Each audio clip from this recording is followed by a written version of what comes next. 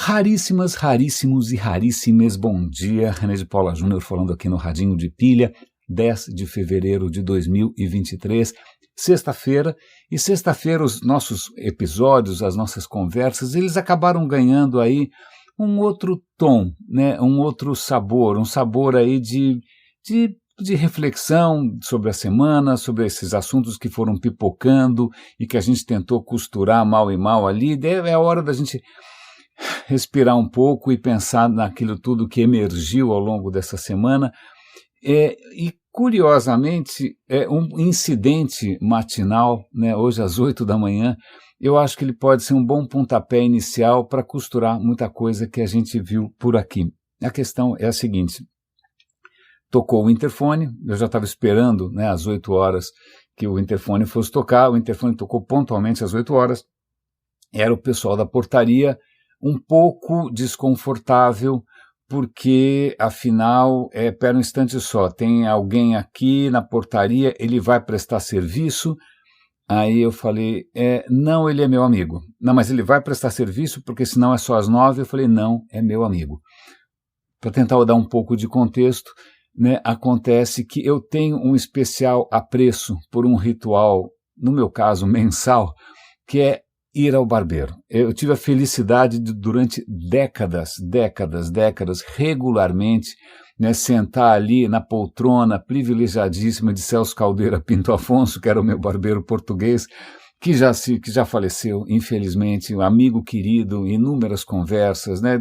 Eu não sei como é que é no mundo feminino, mas acho que talvez muitos homens aqui vão, talvez, compartilhar essa ligação um pouco mais sentimental com essa conversa regular com o barbeiro. Acho que é por isso que tem o barbeiro de Sevilha, né? Sei lá. Mas, pois bem, então durante décadas eu cortei cabelo com o Celso, num certo momento o Celso, né, pendurou a tesoura, por assim dizer, e eu acabei descobrindo perto de casa aqui uma barbearia legal, dava para ir a pé, e o primeiro barbeiro que me atendeu, pronto, virou amigo da vida inteira, figura queridíssimo, Jota, e sempre cortando com ele, só que chegou, pandemia, o que você faz agora durante a pandemia? Eu falei, puta, eu não vou, imagina, um monte de gente ali na barbearia, eu vou comprar um trimmer, vou, né, tentar segurar um pouco a onda, mas de qualquer maneira, eu tinha que de tempos em tempos, como diria Celso Caldeira Pinto Afonso, humanizar a minha aparência. E aí lá o Jota chegava mais cedo, ele me atendia antes do salão abrir, paranoia pouco é bobagem, não é? Eu sempre fui muito cuidadoso durante a pandemia, mas tudo indo muito bem até o momento que ele saiu desse salão e foi para um salão mais distante. Eu falei, putz, e agora como é que a gente mantém aqui esse nosso ritual periódico? Ele falou, olha, se você quiser a gente marca um horário, eu te atendo na sua casa. Eu falei, puxa, que bárbaro, né? Inclusive porque se você me atende a domicílio, o dinheiro vai todo para você, não vai para o salão, e assim vai. Mas e é esse o contexto. Hoje era um dos dias em que Jota vinha aqui, né, dar uma humanizada, uma civilizada na minha aparência, e ele teve que enfrentar esse ranço que é a questão do preconceito. Até que ponto, veja bem, né, que coisa complicada, né, aí vale a pena, conversamos, hoje a conversa com o Jota foi justamente sobre este tema, né, como é difícil, mesmo a gente já tendo grandes avanços, né, tá aí Glória Maria que acabou de falecer, né, de repente, nas últimas décadas, o Brasil na televisão passou a ser um Brasil com mais cara de espelho, né, passou a refletir um pouco mais quem nós somos.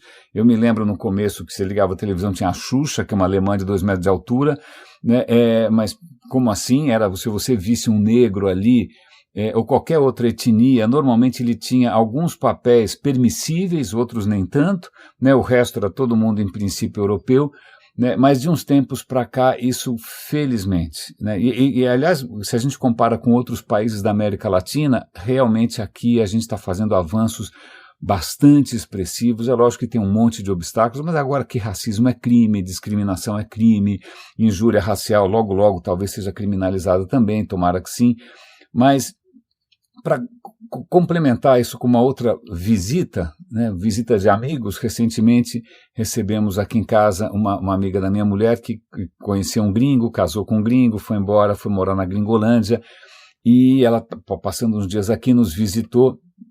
Ela estava comentando que a primeira coisa que ela fez quando foi para a Gringolândia foi comprar uma casa gigantesca, maravilhosa e tal, mas aí ela percebeu que ela ia ter que limpar tudo sozinha, né? E aí, quando ela percebeu que ela ia ter que limpar tudo sozinha, né, ou então gastar uma fortuna com prestadores de serviços diversos e tal, ela percebeu que não dá necessariamente para replicar o meu modus vivendi brasileiro aqui na Gringolândia, porque o meu modus vivendi, inclusive a nossa neurose por limpeza, a nossa neurose por ordem, né, passar o dedo em cima do batente da porta, né, essa coisa toda, né, dá para comer no chão, né, dá para comer, essa nossa neurose com limpeza, ela pressupõe, ela não é necessariamente uma virtude de quem é mais sofisticado, ela simplesmente é sinal, ela pressupõe, né, todo um aparato bastante racista e bastante preconceituoso que a gente herdou da escravidão.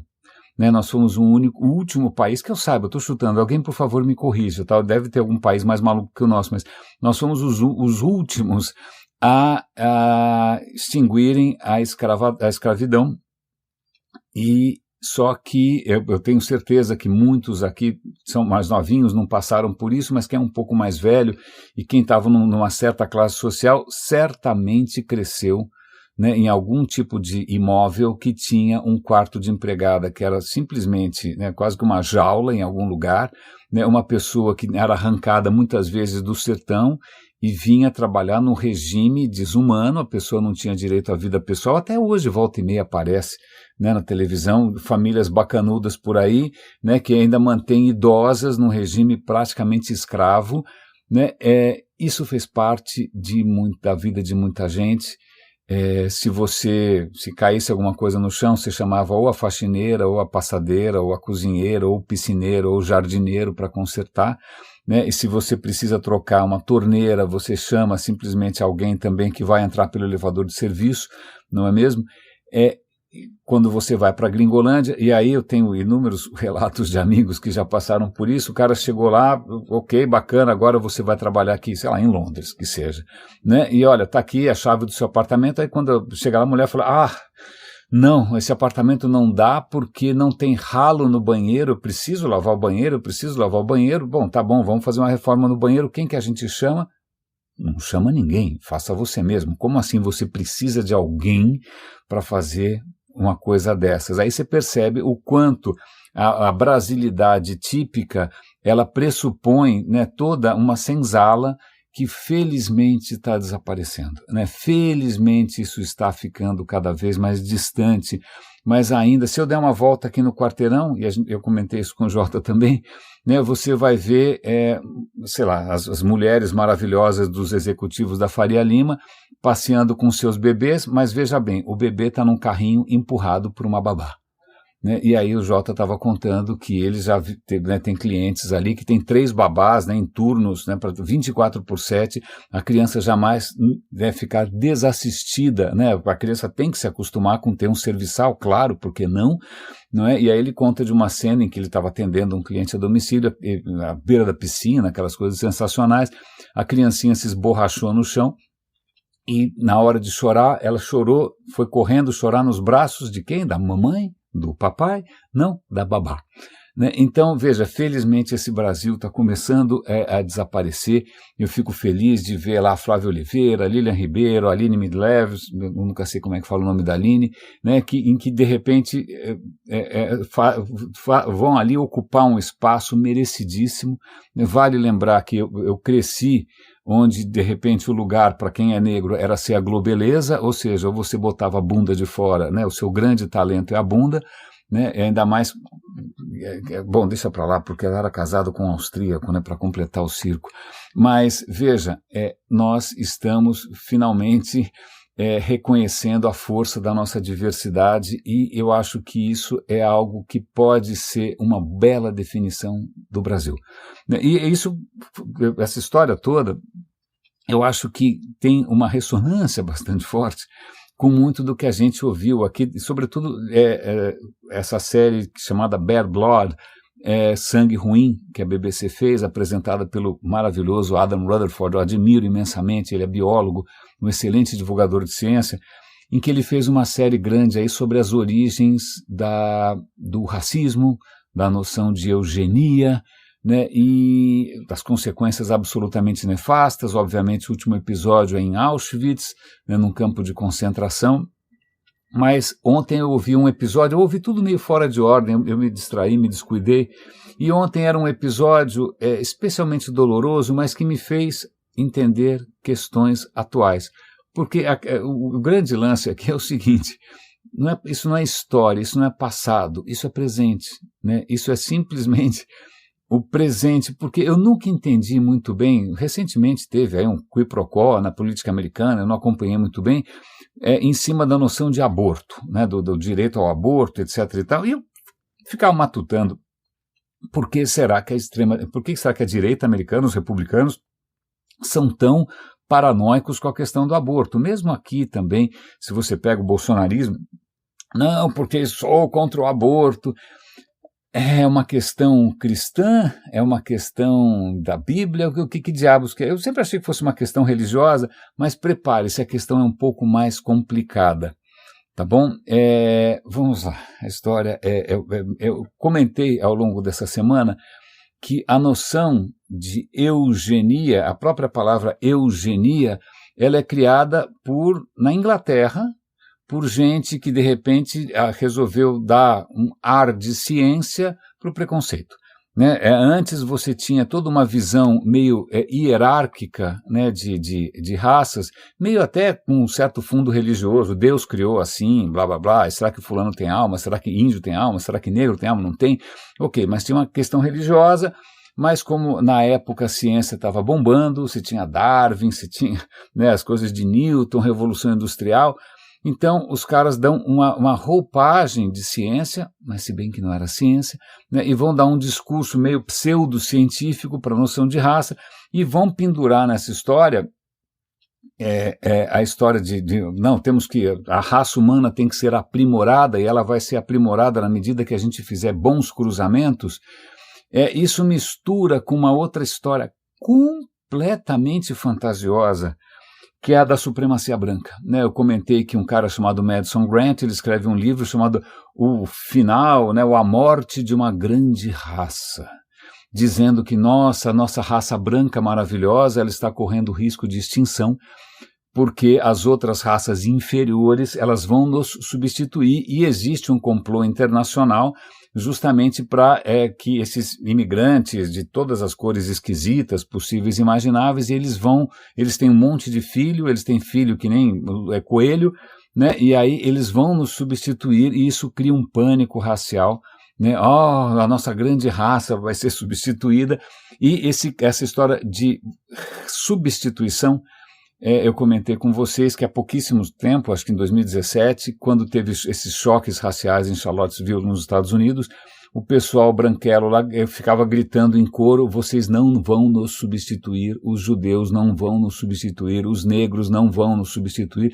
Essa paranoia de que tem uma conspiração internacional para substituir a fabulosa raça branca. Né? Então veja, né, uma eugenia criada, essa ideia cretina criada no final do século XIX, ainda populando essas besteiras até agora. Aliás, vale a pena lembrar quantas pessoas nessa época foram chamadas de Eugênio ou Eugênia. Isso não é coincidência. Lamento se você chama Eugênio, lamento se você chama Eugênia, mas isso veio de um momento de entusiasmo com a noção de raças superiores e aprimoramento da raça, etc. e tal.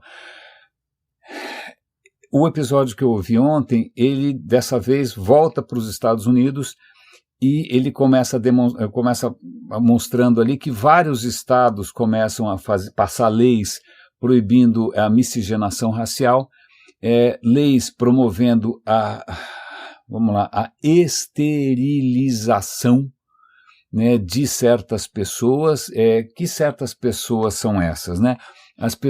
Aquelas pessoas que dão trabalho para o Estado ou que são indesejáveis. Então tem a esterilização de gente que de repente tem alguma deficiência ou mental, seja lá o que for, porque você acha que, bom, se o cara tem esse problema, ele vai contaminar a nossa raça, então vamos esterilizar essa pessoa de uma vez, certo? Assim como também a eutanásia, o assassinato deliberado de pessoas também que não se encaixavam nos padrões.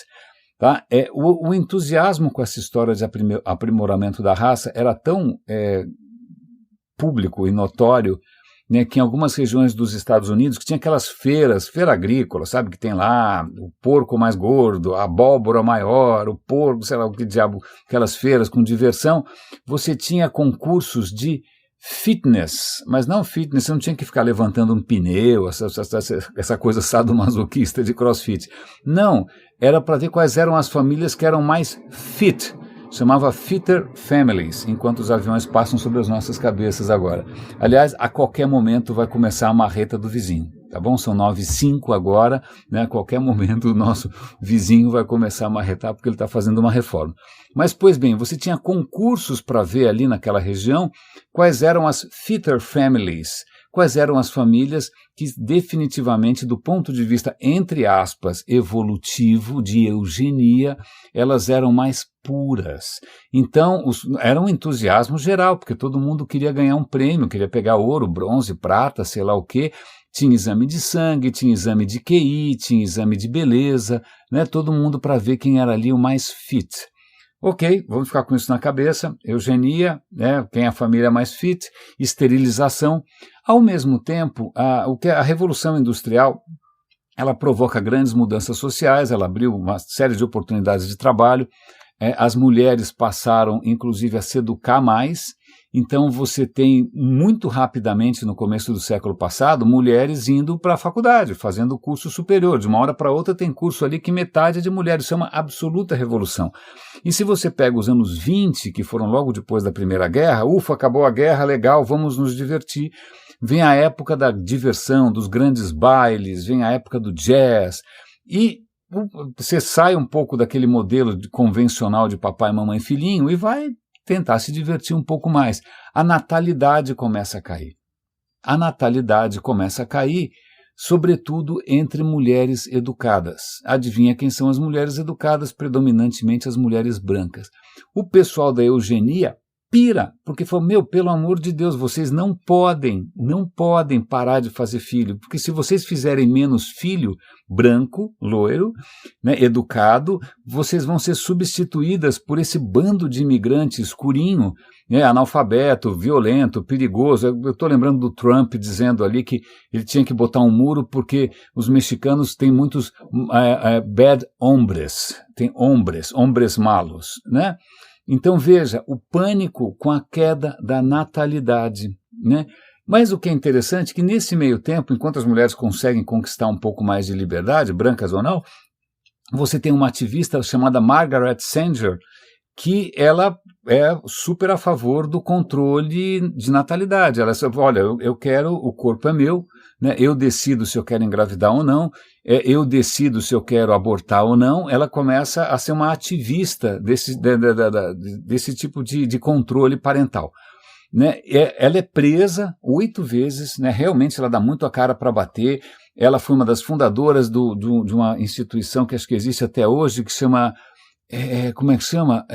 Planned Parenthood, alguma coisa assim, como paternidade planejada, né, para justamente ajudar as famílias, né, a não ficarem entregues à providência, ao acaso, não é? Aborto, controle de natalidade e tal, mas os caras da eugenia estavam pirando com essa história. Pera lá, como assim? Você quer que as brancas reproduzam menos? Né? Curiosamente, veja que interessante, mesmo essa moça, essa Margaret Sanger, embora ela pareça progressista, ela ainda era uma adepta da questão da eugenia. Ela falava que, olha, é o seguinte, realmente a gente tem que favorecer a reprodução, né, justamente de quem é mais apto. E a gente tem que, de alguma maneira, dificultar a reprodução de quem não é tão apto assim. Então veja, mesmo alguém que em princípio parece progressista, ainda está prisioneiro dessa besteira de eugenia. E o que acontece é que começam a passar leis de esterilização das pessoas. E aí eles pulam para uma história, eu já esqueci o nome da moça aqui, uma moça negra, que morava numa comunidade rural, em algum desses estados profundamente racistas americanos.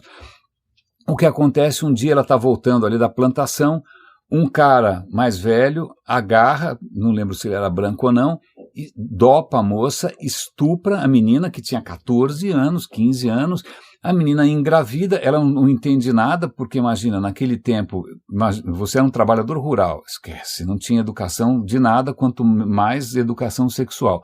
Bom, em suma, ela engravida e aí ela tem que dar à luz, e ela é levada para um hospital, e no hospital, olha, veja só que coisa maluca, né? Eles pegam a avó dela, que acho que era quem cuidava, que era absolutamente analfabeta, eles forçam essa mulher a assinar um consentimento, ela não sabia escrever o próprio nome, ela coloca um X, ela não sabia o que ela estava consentindo.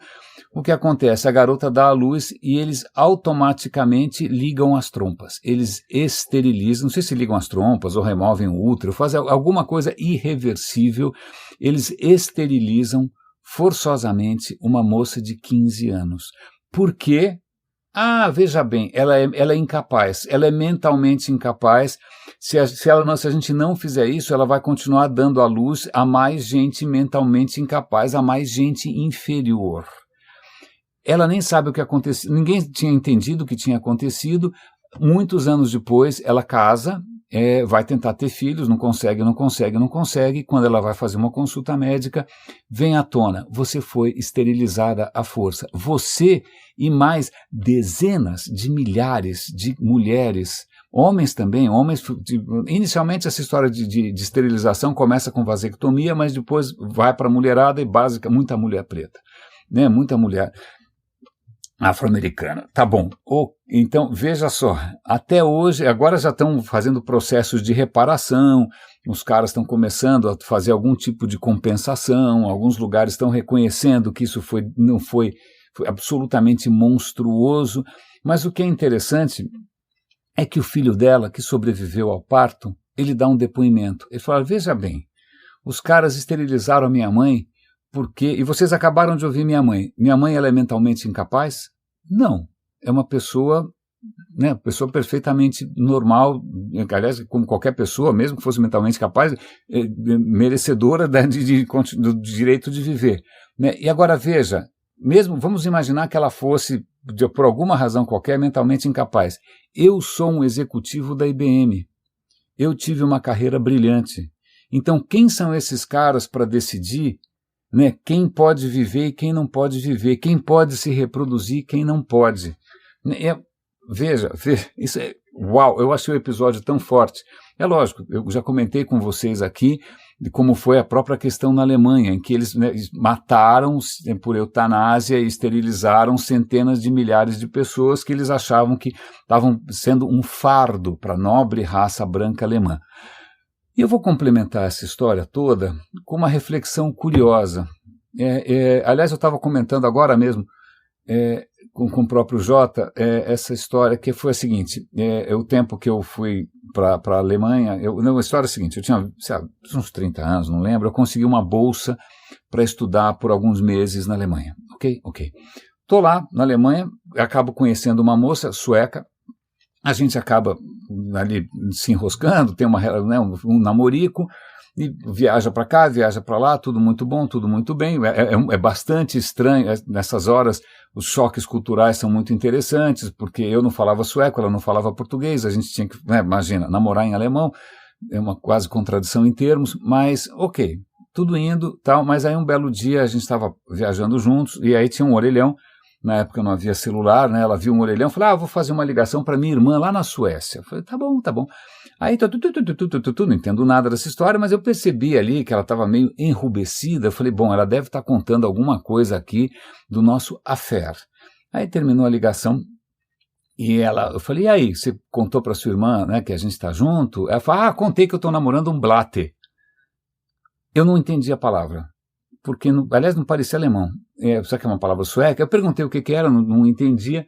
Ela meio deu uma desconversada, não, imigrante, eu estou namorando com alguém que não é europeu.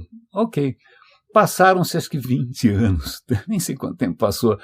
Um belo dia eu resolvi procurar o que era blatte. Blatte é a palavra francesa para barata.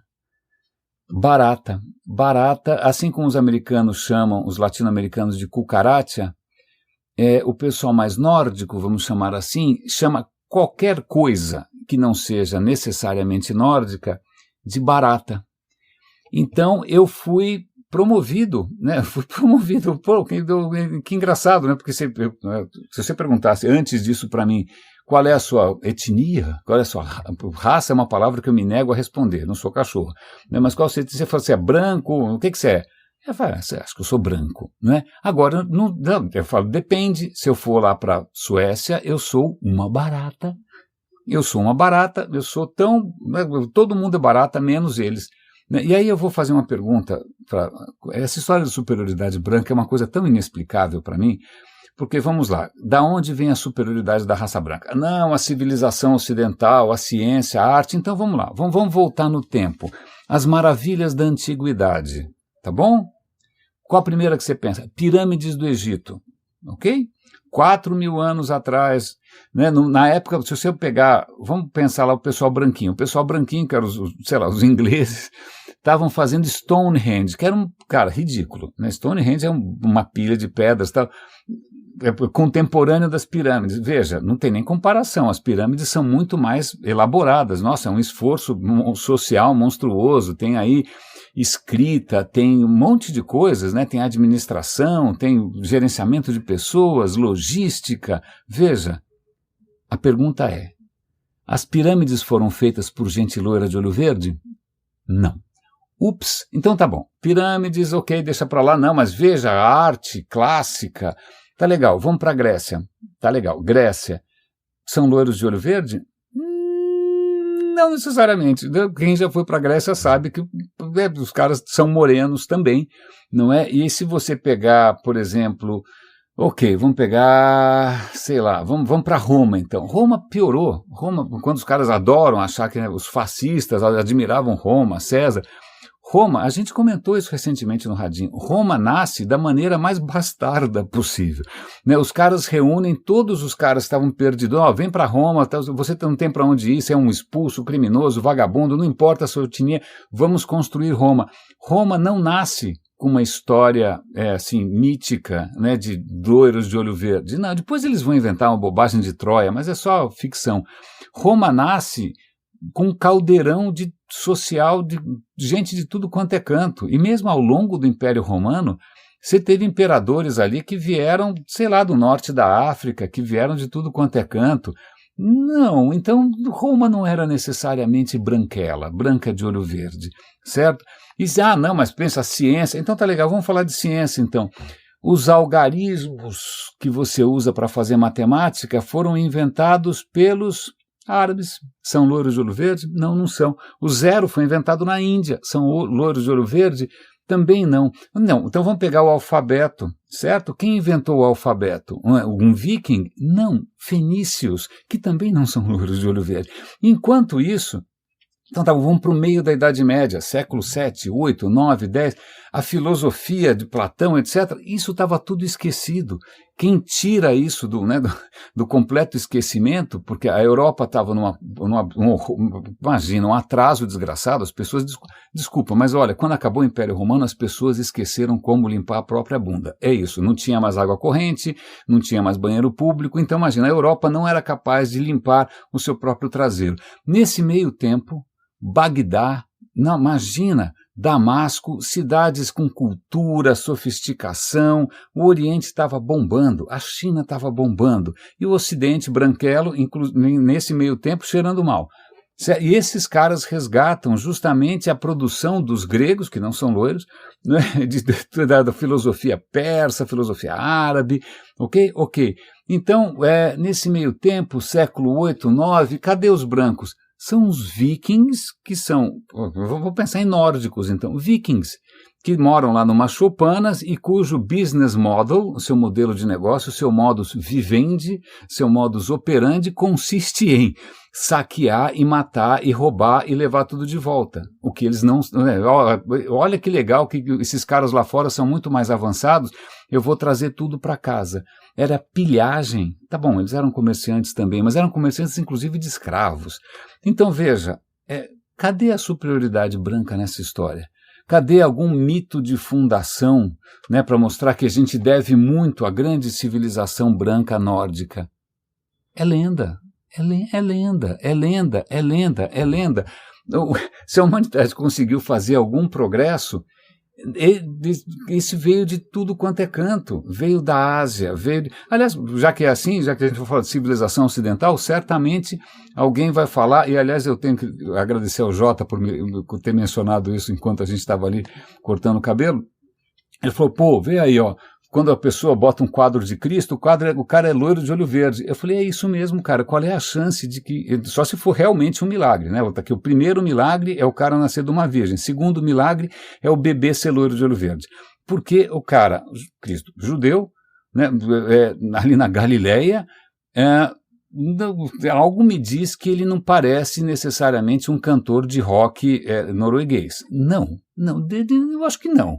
Então, veja, o quanto a gente deve à diversidade da experiência humana, né? Civilizações com todas as cores, todos os sotaques, da onde vem essa coisa bizarra de supremacia branca, da onde vem essa paranoia, da onde vem essa insegurança, da onde vem esse... E é impressionante como isso persiste. Isso está mudando, claro, as leis estão mudando, né, a sociedade está mudando, as propagandas, as publicidades estão mudando, mas a facilidade com a qual, né, a espécie humana simplesmente discrimina, pelo motivo que for, vai inventar alguma história, vai discriminar porque você está com a unha suja, vai discriminar porque você está com uma jaqueta de motoboy, vai discriminar porque você tem sotaque.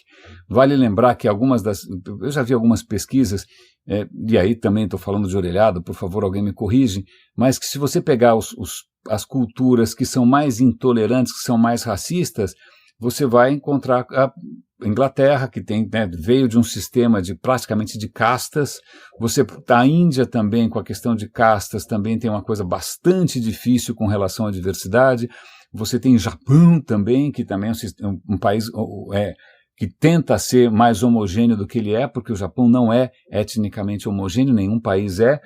Então, isso é tão profundo, isso vem tão de longe e isso dura tanto tempo. Mas como é que a gente faz para resgatar? O cristianismo, pelo visto, não conseguiu fazer tanta diferença assim, né, com a ideia de que somos todos irmãos, etc, etc. Mais ou menos, né? Curiosamente, isso sendo dito por alguém loiro de olho verde. Então, por que o cara precisa ser loiro de olho verde, né, para ele poder falar uma coisa dessa? Será que se ele fosse outra cor, a gente ouviria menos? Então, eu acho que esse foi uma semana em que eu gostei de ver essas conexões todas, eu gostei de conhecer um pouco mais dessa história. É claro que não é um retrato lisonjeiro da gente mesmo. É lógico que são histórias que a gente gostaria que não tivessem acontecido. É lógico que, obviamente, você prefere esquecer, fechar os olhos e, né, ninguém vai querer aqui fazer um voo fretado só para ir até Auschwitz e voltar. Não, eu quero também passar em Paris, ou seja o que for. Mas a questão é que isso persiste. Isso persiste quando você menos imagina, né? Quando de repente algum vizinho seu reclama porque, veja, você deixou o pedreiro estacionar dentro da garagem. E você fala, não, veja, pera, aí, ou então quando alguém que aconteceu já recentemente aqui, de repente a gente estava com um parente aqui que tinha uma cuidadora, a cuidadora é negra, ela falou, olha, eu subo pelo de serviço. Não, eu falei, não, você sobe pelo social. Por que você vai subir pelo de serviço? Por que você vai subir pelo de serviço? E isso é lógico, isso se persiste, até quando você pega a neurose de branqueamento na cosmética ou de alisamento do cabelo, né, nos salões de beleza. Não é? Como é que a gente faz para a gente reconhecer que toda vez que a gente abriu espaço para a diversidade, todos ganharam com isso, né? Eu sei que muita gente fica nervosa, muita gente acha que vai ser substituída, que é a história mais simpática. Agora, não estou brincando, agora eu entendo por que os republicanos americanos têm medo do aborto. Não é por questões, seja lá o que for, espirituais, é porque eles falam, meu Deus do céu, né, se as meninas brancas começarem a abortar que nem umas loucas, a nossa natalidade vai cair e nós vamos ser substituídos por esse povo que põe filho no mundo que nem louco. Vocês devem estar ouvindo a voz de algum parente agora falando isso, provavelmente, né? Curiosamente, hoje eu recebi de um grande amigo, um raríssimo também, um link sobre países que de repente estão enfrentando uma queda na natalidade, né? Elas estão envelhecendo e vão entrar em extinção, né? Muitos países estão percebendo que a natalidade está caindo, o Japão é um deles, né? Há vários países europeus também, Itália, estão envelhecendo, as pessoas não querem mais ter filho, né? Então vem campanhas de incentivo à natalidade. Então é interessante porque a China, que tentou durante muito tempo controlar a natalidade, tinha aquela política de um filho só, agora ela está percebendo que ela está envelhecendo e a máquina econômica começa a entrar em parafuso, né? Então a China está tentando fazer aí campanhas para ver se as pessoas botam filho no mundo de novo, né? E curiosamente aparece a palavra de vez em quando ali no artigo de replacement, substituição. Mas substituição nesse caso de talvez pessoas mais novas, ou então alguns países começam a abrir as portas para a imigração, porque senão não vai ter quem carregue o lixo, senão não vai ter quem, e eu já comentei com vocês, né, o Trump com toda aquela paranoia com relação aos imigrantes, na hora que ele começou a expulsar muitos imigrantes ilegais, o que aconteceu é que os matadouros, que eu nunca tinha parado para pensar no quanto o matadouro é central para um país como os Estados Unidos, que comem carne como uns loucos, né, os matadouros, todo mundo era imigrante legal, então expulsaram, bom, agora tá legal, abriu vaga para americanos de verdade, né, vamos nós ali, o povo americano, America First, Make America Great Again. Ninguém queria trabalhar ali, porque as condições eram desumanas, né? Aliás, eu me lembro, voltando para o meu tempo na Alemanha, a Alemanha, logo no pós-guerra, obviamente eles tinham sofrido, né, um cataclisma populacional, muitos homens tinham morrido na guerra, você tem um esforço de reconstrução, e a Alemanha abriu as portas para a imigração da Turquia. Ela fez uma parceria com a Turquia, e muitos imigrantes turcos foram para a Alemanha, mas eles não foram nas mesmas condições que a gente gostaria, né? Então, enquanto eu estava lá, final da década de 80, e pronto, a marreta começou novamente, né? E enquanto eu estava ali na Alemanha, no começo da década de 90, você notava ali a dificuldade de integração dos descendentes desses primeiros imigrantes turcos, né? Os primeiros imigrantes turcos vão ali fazer o trabalho que ninguém quer fazer, né? Aí nasce uma segunda geração, essa segunda geração começa a estudar mais, eles querem se integrar melhor, mas pera um instante só, eu importei você para fazer isso e não aquilo, e eu me lembro de situações bastante difíceis. Eu me lembro também, acho que por causa dos meus traços, sou descendente de portugueses, né, traços que certamente devem muito ali à presença árabe na região, o que acontece é que eu me lembro de ter sido discriminado explicitamente, talvez porque eu tivesse cara de turco e não fosse necessariamente tão branco, né? Talvez porque eu fosse blate. Então vejam, essas questões infelizmente persistem, eu fico bastante chocado. Tem um tema que não me sai da cabeça, tanto que ontem eu abri uma live no Roda e Avisa, eu já estou sempre anunciando aqui o Roda e Avisa. O Roda e Avisa foi um podcast que eu criei em 2003. Na época não existia podcast, não existia o nome podcast, né, mas eu já publicava áudio para as pessoas baixarem, né. Em 2004 surgiu a tecnologia podcast, o nome podcast, os protocolos surgiram, eu adaptei aquilo que eu já publicava e continuei publicando. Então, ou seja, o Roda e Avisa é um pré-podcast, é um podcast pré-podcastico. E ele continua no ar, eu continuo gravando o Roda e Avisa nas circunstâncias mais imprevisíveis. E ontem eu fiz uma live sobre esse tema. Por que algumas ideias se multiplicam mais do que as outras? Por que algumas elas contagiam como se fosse sarampo? Né? E por que outras ideias dão mais trabalho? Né? E aí talvez, o que me vem à cabeça, e sou eu falando, não é nenhum paper acadêmico, mas eu acho que a nossa espécie, ela, em algum momento, ela começou a, né, criar ali vamos chamar de contrato social, né? Não é lógico que não é exatamente isso, mas ela começa a inventar novos modos de convívio, novos modos de colaboração que não são naturais, né? Que envolvem você se expressar, você convencer. Vamos fazer o seguinte, eu tenho um plano para matar aquele mamute, né? Então eu vou contar, né? Então vem a linguagem para contar o que você quer fazer, o outro ali também está desenvolvendo um modelo mental para tentar entender as suas intenções, ele também está começando a criar um sistema de reputação para ver se você é confiável, né? Ele vai começar a desenvolver ainda mais as noções de justiça para ver se você, depois a partilha da carne vai ser feita de uma maneira correta. A gente começa a criar mecanismos para a gente poder colaborar e foi o que tornou a nossa espécie singular, porque a gente é mais social e mais colaborativo do que qualquer outra espécie. As outras espécies também são sociais, também têm noção de justiça, também têm empatia, tem um monte de coisa que a gente reconhece, mas a gente é mais. Né? Pelo visto, não tanto quanto poderia ser, mas a gente é mais. Mas eu acho que essas são conquistas recentes e no fundo do seu cérebro ainda tem o cérebro do Bolsonaro, que é o cérebro repitílico, né? Que é o cérebro do jacaré. E é um cérebro que responde muito rápido. Então eu acho que as ideias que conversam com o jacaré dentro de você, elas realmente elas exigem menos processamento. Né? Algumas outras ideias, elas realmente precisam você precisa chamar aí um software especial para você pensar, refletir, arquitetar, não é uma reação bate-pronto. Né? Então, veja, já tem essa assimetria. Você já tem digamos, as ideias que são um pouco mais tosqueira, do que é a palavra científica para isso, que tem a ver com seus medos, que tem a ver com insegurança, que tem a ver com agressividade, elas saem na frente, né? E aí, para piorar, tem uma coisa que eu acho que esse foi o tema de ontem, mas acho que agora eu consigo elaborar um pouco mais. Além dessas ideias, elas serem instantaneamente sedutoras e trazerem uma alegria, você vê a alegria dos caras massacrando Brasília, destruindo obras de arte, é um carnaval, existe uma alegria no modo do jacaré, existe a alegria repitílica, né?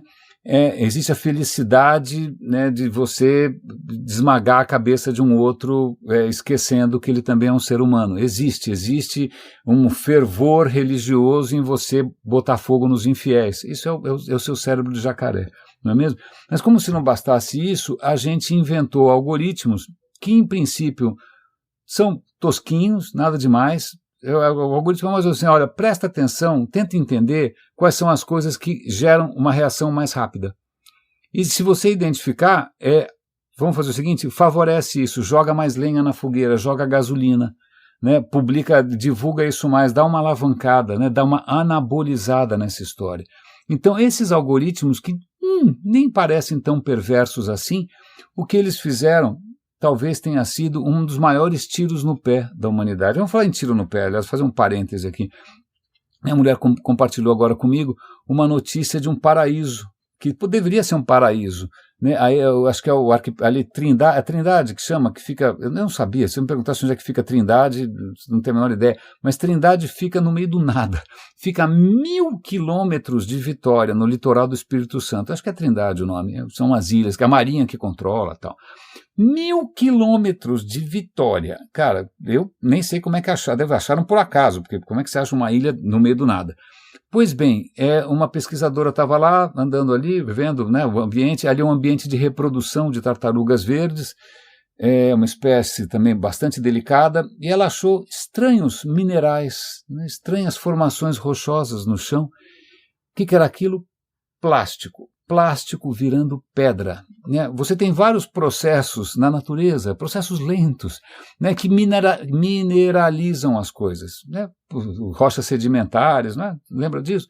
Pois bem, então lá tem tanto plástico que ele está misturando com esses processos naturais de mineralização e estão virando pedra de plástico. Em Trindade, a 1.000 quilômetros de qualquer coisa. Né? Veja essa nossa fabulosa capacidade de... bom, ok, tá bom. Eu vou dar o link, as fotos são muito impressionantes, né? Quando você fica imaginando na Antártida tem microplástico, no Ártico tem microfibras, né? E a gente provavelmente está comendo microfibras e microplástico o dia inteiro. Pois bem, mas vamos voltar aqui. Na hora em que a gente deu carta branca para os algoritmos alavancarem aquilo que já é por si só, já sai, né, com vantagem, que já tem ali muita coisa a seu favor, a gente deu um grande tiro no pé. Eu acho que a gente, em algum momento, a gente vai perceber, tem um termo em francês para isso, a cagada que foi a gente dar carta branca para algoritmos que trouxeram à tona o pior de nós, né, que sabotaram qualquer chance de diálogo, que viciaram as pessoas em TikTok, né, que fizeram deepfake, né, que de repente aí piora, porque agora você tem algoritmos que fazem deepfake, agora você tem o ChatGPT, né? Então, a hora que a gente está delegando, e nem dá muito tempo de pensar, né, não dá nem muito tempo, porque os caras têm pressa, né, veja bem, as nossas ações estão caindo. Veja, quando saiu o ChatGPT, agora está todo mundo em pânico. O Google tentou lançar um produto para fazer frente, e o produto já fez feio, e as ações caíram, e agora a Microsoft está bem, agora tem um outro, tem o Bard, os caras vão soltar no nosso colo coisas que não estão prontas, coisas que as consequências a gente não imagina, né? Consequências que de repente são tão difíceis de desaparecer quanto o plástico que está virando pedra, né, em Trindade. Então, veja, de novo, a questão para mim será que dá tempo? Né? Como é que a gente consegue ou criar espaços, ou criar maneiras da gente ter menos pressa, né? Da gente não se seduzir tanto assim pelo cérebro já repitílico, bolsonárico? Como é que a gente preserva a discussão? Como é que a gente volta a se apaixonar pela diversidade? Como é que a gente traz à tona o melhor de nós? A grande sacanagem é que se você deixar para um robô, né, robô que não dá tempo de colocar coração no robô, o robô sai sem coração. Na hora que você pede para ele acelerar as coisas, ele vai acelerar o nosso fim, ele vai acelerar a nossa desumanização, né? Ele está acelerando, lógico, tem iniciativas acontecendo. Eu estou sempre falando aqui do Tristan Harris, tem gente tentando fazer um bom trabalho, mas a questão é como é que a gente anaboliza isso, né? E não os resultados precipitados, não essa coisa que só está alavancando aquilo que nos separa, né? Toda vez, eu estou o tempo todo, acho que não que eu tenha necessariamente, é uma coisa messiânica, eu tive uma profecia, não é nada disso, né? Simplesmente, ao longo desses anos todos, vocês devem ter percebido, eu fui aprendendo coisas que eu não sabia, fui descobrindo coisas que eu não tinha ideia, né? Você vai conectando e conversando, e você começa a perceber que existem coisas acontecendo que não precisavam ser assim, e existem coisas que ainda não estão acontecendo, né? Então a gente tem junto aqui, eu, você, os raríssimos todos, a gente está, eu espero pelo menos, né, se sensibilizando cada vez mais para um caminho que é um caminho mais, digamos, colorido, um pouco mais respirável, né, um pouco mais criativo, né, um pouco mais digno, né, um pouco mais simples, na verdade, em termos de demandas, de necessidades, né, um caminho um pouco mais humano, tentando sair um pouco desse buraco negro que a gente está cavando, e a gente está delegando isso para esses robôs todos, né? E aí tem uma questão curiosa. Veja, eu já publiquei, o Roda e Avisa tem mais de 1.100 episódios, nem lembro. O Radinho de Pilha tem mais de 1.500 episódios, né? Eu tenho centenas de artigos, a gente está sempre gerando conteúdo. Aliás, muita gente aqui gera conteúdo profissionalmente, justamente para alavancar a sua presença online. O que esses robôs estão fazendo agora? Eles estão pegando tudo que a gente produziu de graça, produziu muitas vezes por generosidade, ou então até para gerar link, para gerar tráfego, eles estão mastigando, batendo no liquidificador e devolvendo como se aquilo não tivesse dono, como se aquilo não tivesse pai, né? Como se aquilo não tivesse dado trabalho. Eles estão dando de graça o trabalho que a gente fez. E isso é engraçado, está todo mundo comemorando o crescimento do ChatGPT extraordinário, mas isso talvez seja, para mim, a morte, né? Não da grande raça, mas a morte de um grande esforço da humanidade, que era a web, né? Em que cada um podia publicar suas próprias coisas, autonomia. Agora não, agora vai, né? Um robô vai pegar tudo que a gente já pensou, não vai dar crédito, não vai te dar comissão, não vai te dar nada, ele bate no liquidificador e entrega como se fosse uma resposta mágica, como se fosse um oráculo, né? Veja só, a gente está usando o clímax da tecnologia para voltar para um mundo de oráculos, em que vem uma resposta que você nem tem como saber se é a melhor resposta possível, né, que você vai acreditar, porque afinal, veja bem, né, foi o ChatGPT que falou, foi o Google que falou. É curioso, eu me ressinto desse movimento. Eu posso estar enganado, posso estar sendo talvez um pouco pessimista, talvez haja aí alguma maneira de enxergar de uma maneira positiva, mas eu ainda invisto, eu ainda insisto, eu ainda persisto, eu ainda resisto nessa minha saga de chamar a atenção de todos para o valor da colaboração. Foi o que nos trouxe aqui. Para o valor da diversidade, é o que pode nos tirar desse buraco, né? Para o valor do pensamento mais social, mais no futuro, não só pensando no bônus, na métrica do dia, nas KPIs, pensando em impacto. É nisso que eu ainda acredito. Eu agradeço imensamente a vossa companhia e agradeço também aos super raríssimos que todo mês aqui contribuem de alguma maneira para a sobrevivência desse canal. Cuidem-se, por favor. Um excelente fim de semana, um grande abraço e até segunda-feira.